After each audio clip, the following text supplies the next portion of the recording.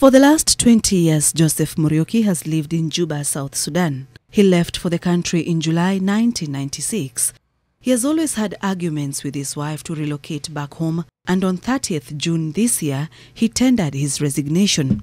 He was in the last phase of clearing and handing over to a person taking over from him when he was involved in a near-death experience. So alipiga the first bullet ambayo ilipita katikati ya mguu.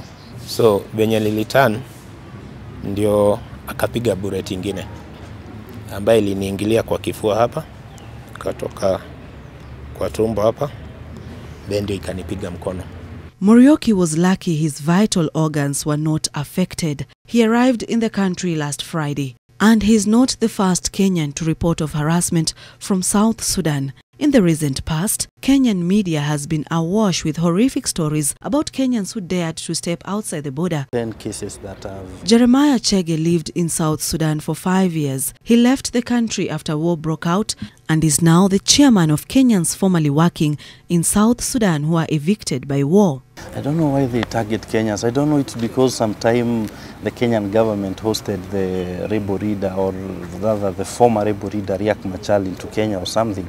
Nicholas Mundia had invested heavily in the hospitality industry. He lost a big chunk of his investments in South Sudan. Forced to return home, Mundia could only bring back his vehicles, but he has resorted to hiding them as he cannot freely drive them. Registering them has proved to be an uphill task. They check the number, the rotation number. They tell you maybe it's anything. This rotation number says that you imported plastic shoes, and it has come from the office. They impound your vehicle. So many of our vehicles are impounded.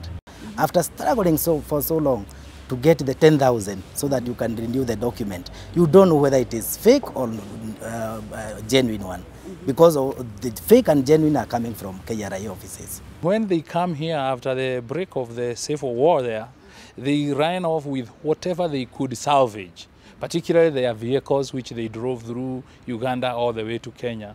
The least we expected from our government is that they helped to settle, have these vehicles registered.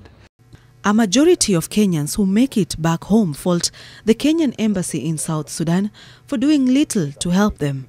Yes, we have other nationalities like Ethiopians, Eritreans.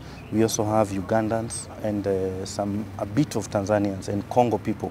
Their authorities represent their people fully. Sharon Barang'a, NTV. To address the Kenyans who are working there formerly.